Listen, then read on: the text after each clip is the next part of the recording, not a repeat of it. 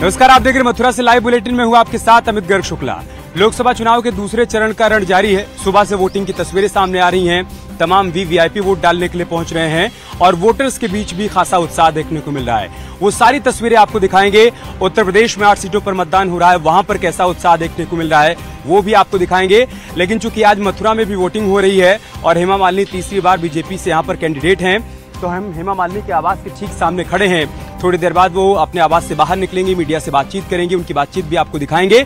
लेकिन अभी तक जो तस्वीरें सामने आई हैं देश के अलग अलग हिस्सों से वोटिंग की, वो सबसे पहले आपको दिखा देते हैं और अपडेट बता देते हैं। बीते 2 घंटे से लगातार वोटिंग चल रही है। 13 राज्यों और केंद्र शासित प्रदेशों की कुल 88 सीटों के लिए आज वोटिंग हो रही है। यूपी की बात करें तो उत्तर प्रदेश में 8 सीटों पर मतदान जारी है।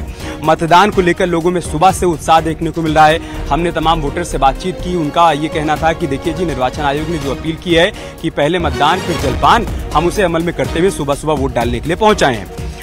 उत्तर प्रदेश में 8 सीटों पर 91 प्रत्याशी इस बार चुनावी मैदान में है, जिनकी किस्मत का फैसला होना है। कहां कहां पर वोटिंग हो रही वो भी आपको बता देते हैं।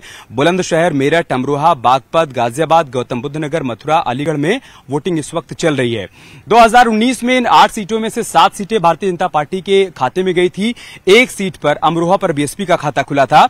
इस बार इसलिए कहा जा रहा है कि ये चुनाव बीजेपी के लिए बहुत अहम हो जा रहा है, दूसरे चरण का चुनाव। अभी तक जहां कहीं वोटिंग में कोई दिक्कत परेशानी आई वो भी आपको बता देते हैं। बागपत के निरोजपुर एम्मा गांव में ईवीएम खराब होने की बात अभी तक सामने आई है। इसके अलावा अमरोहा में बूथ नंबर 246 पर भी ईवीएम खराब हो गई। हापुड़ के बूथ नंबर 144 के लाखन में भी ईवीएम खराब हो गई। कुछ देर बाद हालांकि ईवीएम को ठीक कर लिया गया, उसके बाद मतदान वहां पर सुचारू रूप से चलने लगा था। वहीं नोएडा से भी खबर सामने आई कि सेक्टर 150 में जेपी सोसाइटी के पोलिंग बूथ की संख्या 726 पर भी ईवीएम खराब हो गई, बाद में उसे भी ठीक कर लिया गया। अमरोहा से मतदान बहिष्कार की खबर सामने आई, वहां लोगों में नाराजगी थी, लोगों ने मतदान के बहिष्कार का ऐलान किया। हसनपुर के झुंडी माफी में लोगों ने चुनाव बहिष्कार का ऐलान किया है। अब हम आपको 3 तस्वीरें दिखा देते हैं।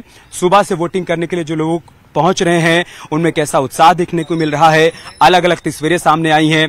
कहीं पर शादी के बाद दूल्हा वोट डालने के लिए पहुंचा है तो कहीं पर दिग्गज नेता वोटिंग कर रहे हैं और वोटिंग को लेकर बुजुर्गों में भी खासा उत्साह देखने को मिल रहा है। सभी का यह कहना है कि 5 साल में एक बार ये मौका आता है जब उनको अपने मताधिकार के इस्तेमाल करने का अवसर मिलता है। ऐसे में वो चूकना नहीं चाहते हैं। एक ऐसे प्रत्याशी का चयन करना चाहते हैं जो उनके लोकसभा क्षेत्र से चुनकर संसद में जाए और उनके सवालों को, उनके मुद्दों को उठाए और उसका समाधान हो पाए। ये फिलहाल लोगों की तरफ से प्रतिक्रिया सामने आ रही है। रही बात मुद्दों की, तो लोगों का कहना है कि देखिए, नेशन फर्स्ट को लेकर हम वोटिंग करने के लिए निकले हैं। राष्ट्र प्रथम, यही हमारे दिमाग में चल रहा है।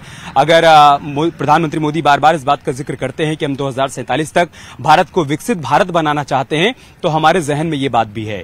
वहीं कई वोटर्स ये कहते हुए नजर आए कि देखिए जी, महंगाई और बेरोजगारी भी हमारे लिए एक मुद्दा है। महंगाई जिस तरीके से बढ़ी है वो भी हमारे जहन में है जब हम वोट डालने के लिए पहुंच रहे हैं। कई वोटर्स ऐसे भी मिले जिन्होंने कहा कि देखिए, हमारे इलाके में अगर सड़क, बिजली, पानी की समस्या है तो वो भी हमारे जहन में है। उत्तर प्रदेश में चूंकि कानून व्यवस्था एक बहुत बड़ा मसला है, सरकार लगातार ये दावा करती है कि 2017 के बाद तस्वीर यहां पर तेजी से बदली है। अपराधियों के खिलाफ, माफियाओं के खिलाफ कार्रवाई हुई है, उसका असर भी देखने को मिल रहा है।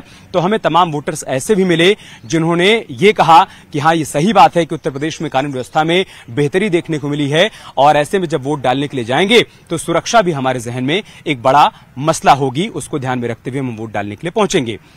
दूसरे चरण के रण से पहले प्रचार में हमने देखा कि अलग अलग मुद्दे भी उठे प्रधानमंत्री मोदी की तरफ से, जहां पर यह बात कही गई कि कांग्रेस के मैनिफेस्टो में मुस्लिम लीग की झलक दिखाई पड़ती है, तो कांग्रेस की तरफ से पलटवार भी किया गया कि भ्रम फैलाने की कोशिश हो रही है। इन सब के बीच सीएम योगी आदित्यनाथ का बयान भी सामने आ गया कि मुस्लिम तुष्टीकरण की सियासत की जा रही है, इस्लामीकरण करने की कोशिश की जा रही है देश के। ऐसे तमाम आरोप लगाए गए और इन आरोपों के बीच में ही दूसरे चरण के रण का प्रचार समाप्त हुआ। उसके बाद आज बारी वोटिंग की है, जिसकी तस्वीरें हम आपको दिखा रहे हैं।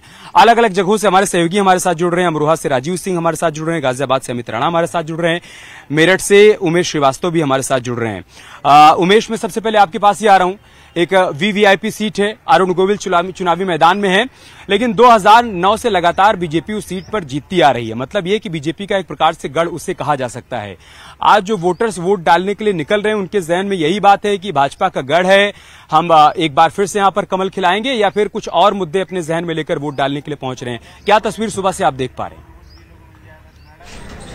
जी देखिए, लोकतंत्र का आज महापर्व है, डेमोक्रेसी का फेस्टिवल है और मतदाताओं में गजब का उत्साह देखने को मिल रहा है। क्या बुजुर्ग, क्या पुरुष, क्या महिलाएं, सभी यहां पहुंच रहे हैं और अपने सबसे बड़े अधिकार का प्रयोग कर रहे हैं, मताधिकार का प्रयोग कर रहे हैं। इन तस्वीरों में आप देखिए कि किस तरह से पूरी फैमिली यहां पर वोट करने के लिए आई हुई है। फर्स्ट टाइम वोटर भी हैं, दादा भी आए हुए हैं, पोती भी आई हुई है और पूरा परिवार वोट डालने के लिए यहां पहुंचा हुआ है। हम बात कर लेते हैं, आप क्या कहेंगी, आज का दिन कितना महत्वपूर्ण है, लोकतंत्र का यह महापर्व है और किन मुद्दों के आधार पर आप अपने सबसे बड़े अधिकार का प्रयोग कर रहे हैं? बहुत बड़ा दिन है और हम विकास के आधार पर वोट कर रहे हैं।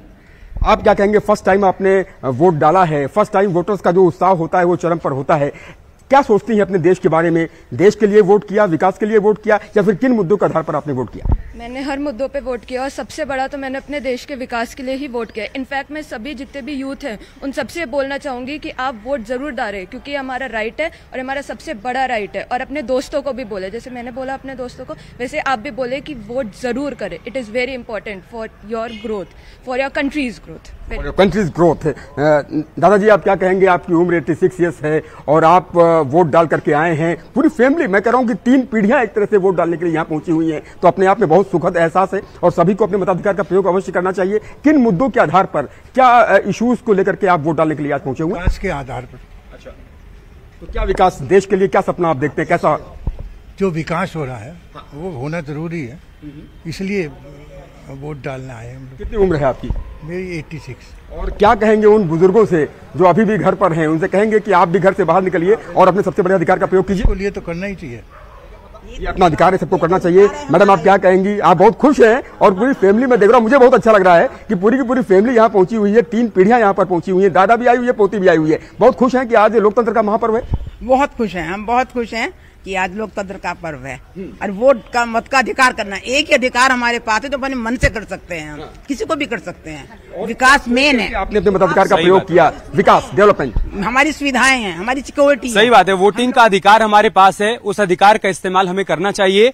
और जो बात उस बच्ची ने कही उमेश की, देखिए हम वोट डालने के लिए निकले हैं और लोगों को प्रेरित भी कर रहे हैं, सभी से कह रहे हैं कि अगर आप फर्स्ट टाइम वोटर हैं तो वोट जरूर करिए, ताकि बाद में आपको शिकायत करने का मौका रहे। अगर आप वोट नहीं करेंगे तो आपको शिकायत करने का भी कोई अधिकार नहीं होगा। एक बार चलते हैं सहयोगी कंचन के पास, जो ग्राफिक्स के जरिए 2019 की तस्वीर भी समझाएंगी, साथ ही साथ इस बार जो मुख्य मुकाबले देखने को मिल रहे हैं उत्तर प्रदेश की 8 सीटों पर, वो समझाएंगी। कंचन, ओवर टू यू।